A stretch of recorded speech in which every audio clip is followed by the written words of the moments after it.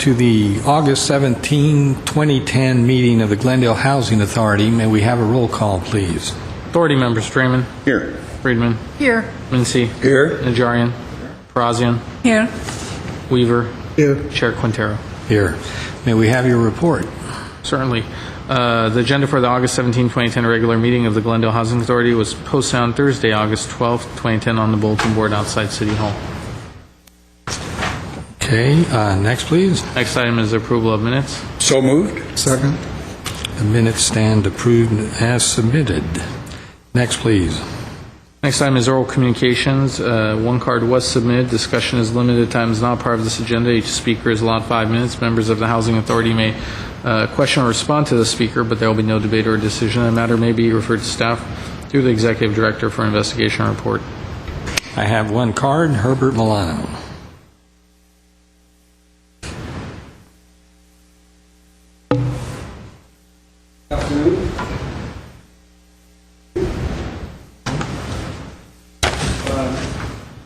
Housing Authority Chair Quintero. There we go. Housing Authority Chair Quintero. Members of the Housing Authority and city staff, my name is Herbert Milano.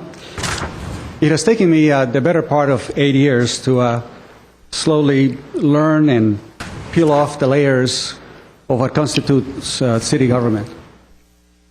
So many of the opinions that I hold did not come about willy-nilly, did not come around simply because I believed something someone told me, but rather through checking the information that is available and that is facilitated through the California Public Records Act. My opinion concerning council members and the process in which a city is run has been tempered by at least looking at documents that go back sometimes back to the 1980s to try to determine why it is that the quality of life in Glendale is what it is, and why Glendale is better in many instances than many other cities. And I understand the value of many of the programs that the city of Glendale provides. And I believe that. It's a much better city than many others are around. But my concern is whether we are addressing the problems in a systematic way. And I know that when Councilman Draymond was running for office, we spent some time talking about a wish that I had. That was that on a periodic basis, every month, that a different topic about the city's issues will be taken up. And I thought that as mayor, the mayor has an opportunity to set the agenda and look every month and request information about policing and crime, or information about housing, or information about youth and families at risk, or information about availability of parkland, or about traffic. At the end of the day, you look at each one of those things, they all pertain about quality of life issues, which is what you are here. And so when you run for office, we take it at your word that what you express is really what you mean. And so I see three things that are really necessary for the public to understand how a city works. One of them is the information that is available to you and is available to us, the public. The money that is available to you and how you distribute it. Who gets what? And third, the motivation that you have in running for office and how you maintain true the promises and the concerns that you express when you were running for office. And those are the three, I think, essential things that we have to look at. And so I bring up one example of one problem as a way of telling you the frustration that sometimes I feel how these problems are not pursued. Is the problem of the high utility rates and how it impacts families with low income. You need the data. You need to know how many families are either single parent families, are very low income, earning below $30,000, are having multiple children, or are paying their utility rates late. I mean, that is an essential bit of data that says, look, what are we going to do about this problem and how does the city address it? But first we have to start with the information. I requested the information for one of the zip codes that has the most economically challenged situation, and that's 91205. And I was requesting information that I thought would be just normally available and discussed in the city, right? How many utility rate payers are late with their bill or are getting their electricity cut off or are getting a 48-hour notice? And so To request a report that I felt should be part and parcel of what people discuss, I have to pay for that report. And it goes from hundreds of dollars up to $1,000 and so forth, but now it's down to $170. But I figure it's relevant. It's relevant because you set utility rates. It's relevant because it affects your budget. It's relevant because how you distribute the city's budget is significant. If you wind up giving tens of millions of dollars of extra salary and benefits, there is less money available if you wish to do a program that truly addresses the people who are in desperate need. They're all related. And that's been my motivation, to see a city that runs from a set of strategic objectives, regular evaluation, assigning the budget to where it really belongs, and then see if we can have any results. If not, change and try something new. But I think, and I thought that was the way cities work. Unfortunately, in the process, I think I challenged people too harshly, and my apologies for that process. But I think it needs to be addressed, and this is one example, and I hope that you can start maybe with this one as a way of evaluating our quality of life. Thanks. All right. What's next, please? On the business agenda at 6A is Director of Community Redevelopment and Housing regarding Section 8 Management Assessment Program CMAP self-certification for fiscal year 2009-2010. At 6A1 is motion approving annual submission of the CMAP self-certification for fiscal year 2009-10 for the U.S. Department of Housing and Urban Development, also known as HUD. Mr. Starburn. Yes, I go to Phil Lanzapane, Director, for your report. Phil? Mr. Chairman, members of the Housing Authority, this is our annual submittal of the self-assessment management assessment plan, Section 8 Management Assessment Plan, excuse me. It is an annual program. Because we have been a high performer in years past, are able to do the self-certification. We go through a checklist of things, come up with an anticipated score. We send that to HUD, and then they do their own audit and give us a rating based on our score. There is a total of 145 points in this assessment, although Glendale is only eligible to receive 135 because we do not have the program. We're not required to have the program that's in Section 14 of that checklist.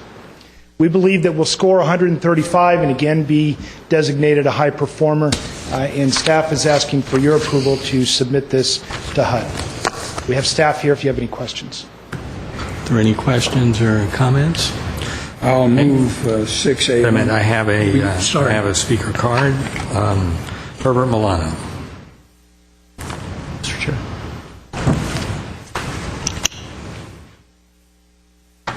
Housing Authority Chair Quintero, my name is Herbert Milano, members of the Housing Authority. The Section 8 housing program, it's something that I know a little bit about. Because in 2003, when Madeline Blake was heading the housing department, she encouraged me to provide some units for Section 8 housing. And as a way of promoting it to the apartment association members.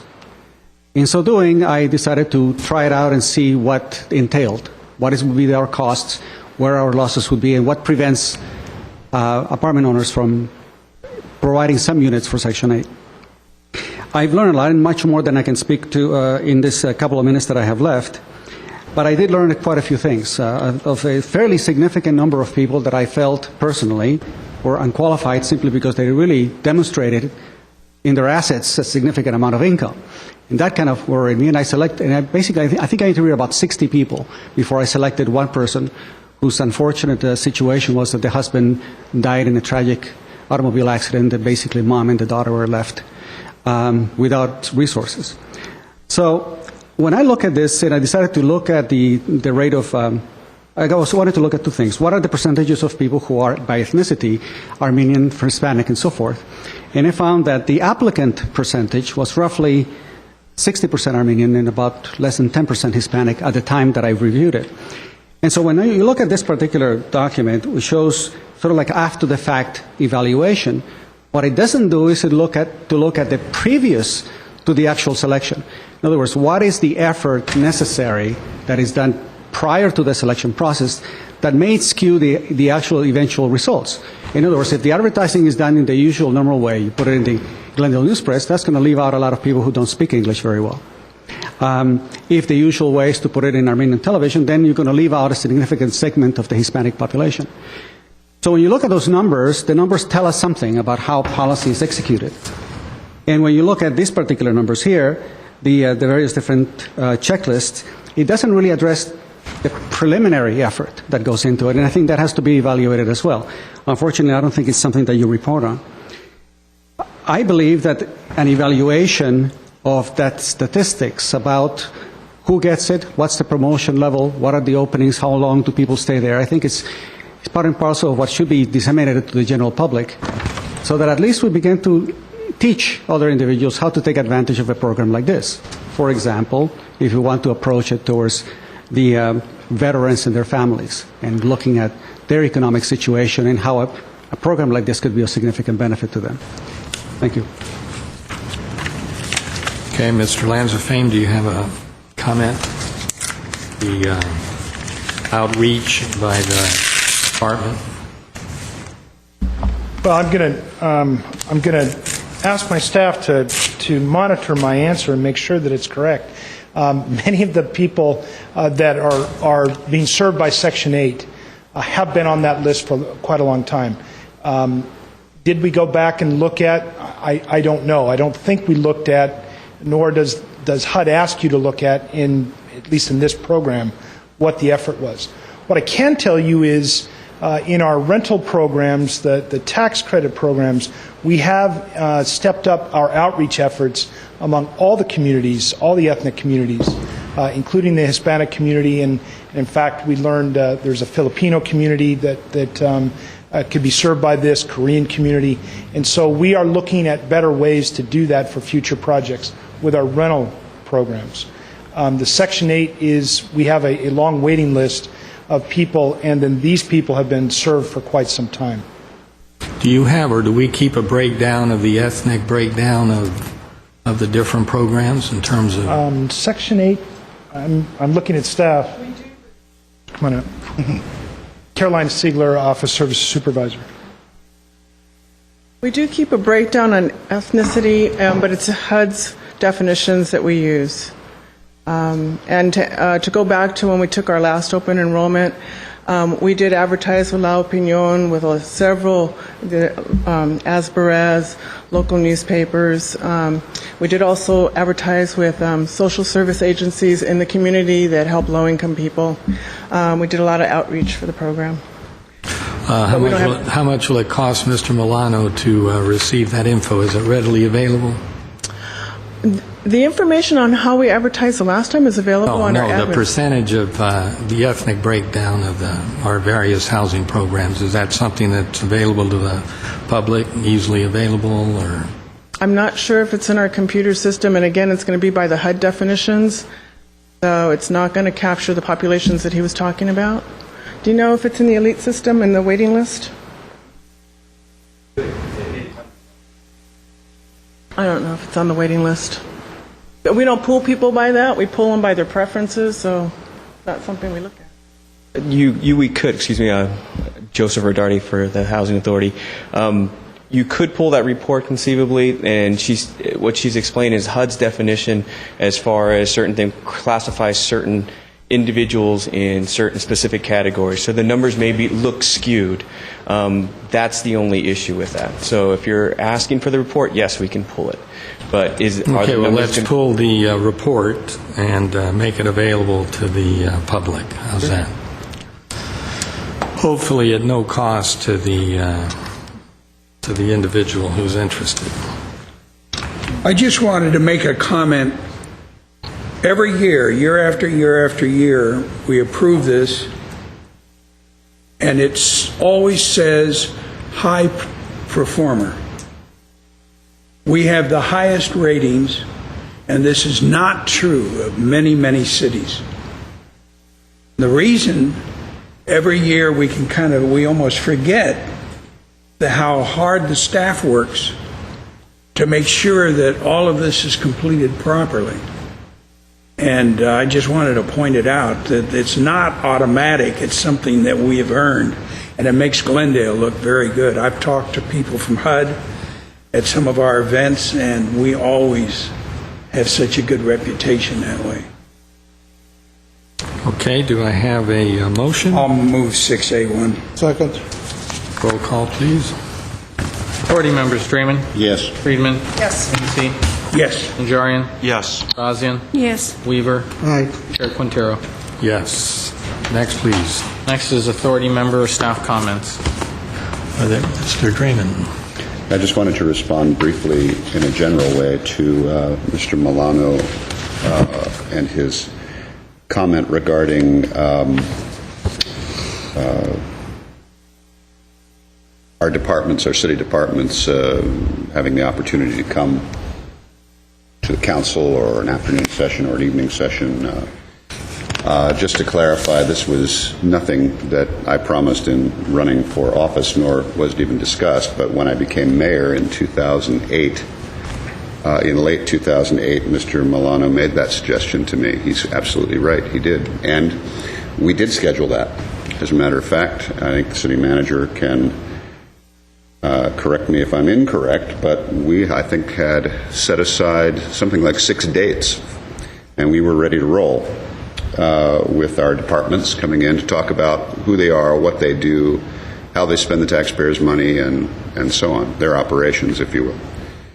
Of course, what happened instead was the bottom fell out of the housing market, the bottom fell out of the stock market, and the economy essentially collapsed, and all we were hearing was about the economic recession nationwide, and then, of course, the question became how it would affect the budget we were working on at the time in the city of Glendale. And those dates ended up becoming the dates we spent for a long series of exhaustive work sessions, if you will, on the budget. Probably the most exhaustive work sessions of any council I've ever witnessed in my lifetime in this city, in trying to put together a budget. And we had budget study session after budget study session after budget study session. In the process of that, we heard from most of those departments, but not necessarily in the way that Mr. Milano had asked. If I'm ever mayor again, Mr. Milano, I'll give it try number 2. But until then, I don't set the agenda for the council. But you are quite right. You did ask that, and that was the intention, but we were preempted by this thing called the recession. And at the end of April of 2009, at the end of my term, so far that hasn't been agendized as an item yet. But perhaps the current mayor or whoever follows him will. Thank you. So to sum it up, on your watch, the city of Glendale went into a severe economic downturn. We've yet You might want to recover. consult with Mr. Milano and some of his friends To about that. recover Okay. Actually, I have a comment. I'd like to recognize the young man in uniform that's sitting in the audience. If you don't mind, come to the lectern and give us your name. I know you're here probably to earn a badge. Yes. My name is Wesley Bajan. I go to Crescenta Valley High School in La Crescenta, California. I'm here to earn my citizenship in the community merit badge, and part of the requirement is to come to a city council meeting. Very good. Well, we are happy to have you here. Come back this evening if you like. If you haven't had enough this afternoon, we'll start again at 6. Maybe I'll show up. Nice to see you. Right. You'll have a combat cluster.